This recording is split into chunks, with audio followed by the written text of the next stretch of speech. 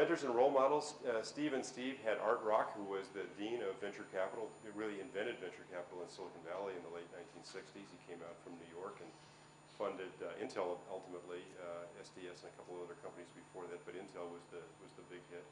And Mike Markkula, who was the first CEO of the company and first adult supervision, as they like to say at Apple. Larry Ellison had Don Lucas, who was a founder, was an investment banker before, but one of the early investors in National Semiconductor. Scott Cook had John Doerr and Burt McMur. And my favorite story about this, that they're both venture capitalists, is that after Quicken finally got traction and was making sales and even a profit, only then did Scott Cook and Tom Proulx go out for venture capital. And by then the company was worth a lot of money and they didn't really need venture capital. What they needed to do was pay off the debts that they'd incurred to finance the company. So when they raised venture capital, they were selling their own stock, not company stock, but stock out of their own pockets. And they collected term sheets from 5 different venture capital funds. And Scott called me up and said, I'd like your advice on which of these venture funds to go with. To avoid biasing you, I'm going to tell you the valuations, I'm going to tell you the funds, but I'm not going to tell you which ones are which. And so the valuations ranged from roughly $50 million to roughly $75 million, which is a lot when you're selling stock. It's the difference between $1 per share in your pocket and $1.50 per share in your pocket, 50% more money. First thing I did is I connected the dots and told him my guess as to which venture funds had offered which valuations. And he said, how did you know that? And I said, I've dealt with these folks and I know which ones are value investors and which ones maybe are trying to buy into what looks like a good deal here. Well, what's your advice, he asked. And I said, take the 2 lowest valuations you were offered. And he looked at me and said, you must be kidding. Why? It's 50 cents less in my pocket per share. And I said, because those 2 offers come from John Doerr and Burt McMur, who were, in my judgment, 2 of the very best venture capitalists in the business. And this is in the early 90s, before John Doerr was as well known as he is today. But he was certainly an extremely bright, capable, and successful venture investor at the time. And Burt McMur was one of the patriarchs of venture capital, like Art Rock, one of the early venture capitalists in the area. And I'd worked with both of them. And I said, these 2 fellows are going to make more difference in the value of your company than the difference in valuation now. That someday this company will be worth a lot more money, and it'll be because of them. And Scott has kindly acknowledged that that's true, and he recognizes that that's true, although he didn't take my word for it. He did something quite remarkable. He asked them both for 10 references so he could do some customer checking the way he'd been taught at Procter & Gamble. And he asked them both to write a 10,000-word essay on how they would deal with encroachment if Microsoft tried to compete with Intuit.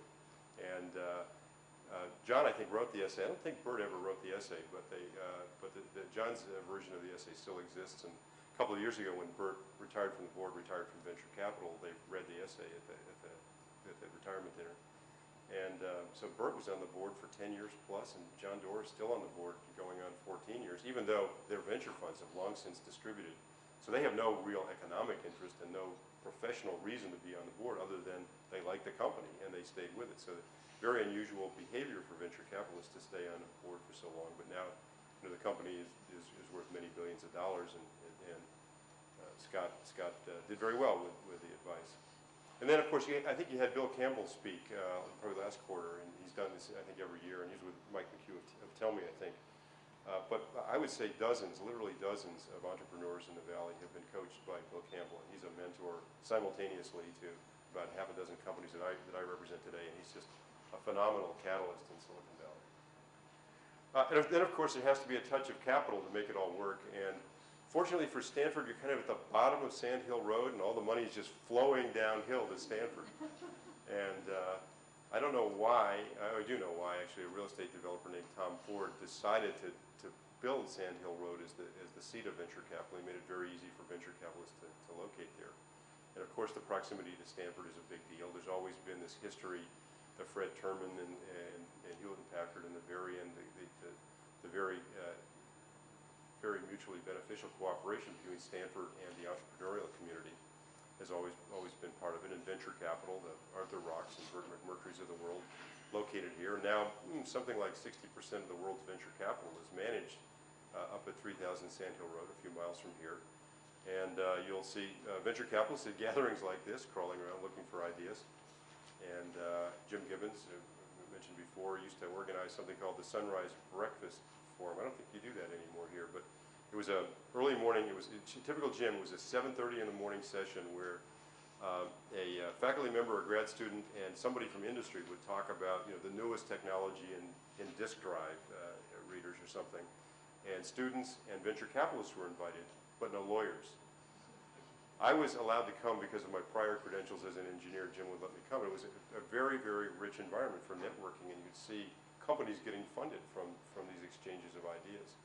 And venture capital is readily available in the Stanford environments, fortunately. As you know, the way Silicon Valley companies are organized is stock options for all, very democratically doled out on the theory that owners work harder and have an additional incentive to build a company. It seems to work marvelously. Certainly, all the companies that were on that slide I showed you before benefited greatly from doling out stock options as broadly as possible. Now, as you know, it's threatened by some accounting charges that would make stock options appear as an expense on income statements, and people are wondering whether we'll still be able to dole out stock options with the same degree of democracy across a company when those accounting charges hit. That'll be beginning in 2005, so that's something that's got the world a little bit shook up. And then, of course, liquidity, the dream for IPO, although most entrepreneurial companies achieve liquidity through an acquisition rather than an IPO, probably 80 to 90% are required rather than go public. Now let's talk about one that is going public. Google, the dictionary word, means a very large number, 10 to the 100th power.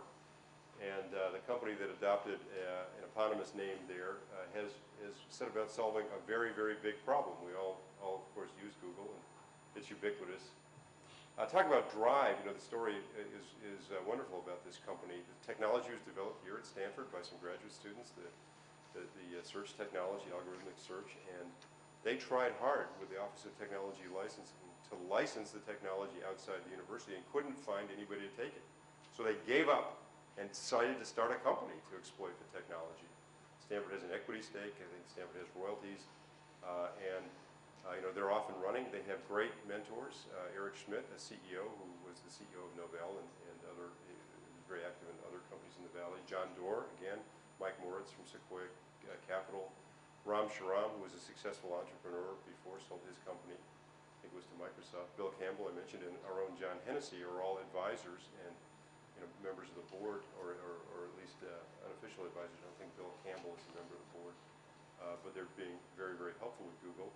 And of course, Google couldn't have been started without venture capital from Kleiner Perkins and Sequoia Capital and Ram. And Andy Bechtolsheim, who gave him the first seed investment here on the Stanford campus, wrote a $100,000 check, no questions asked, no business plan, no nothing, because he was, I think you all know, was the founder of Granite, which he sold to Cisco for $100 million back in the early 90s, and was a very, very successful serial entrepreneur. And now, what will be the biggest IPO by Silicon Valley standards? There are bigger IPOs in financial industries and so on, but the $2.7 billion IPO is a couple of orders of magnitude bigger than a normal IPO.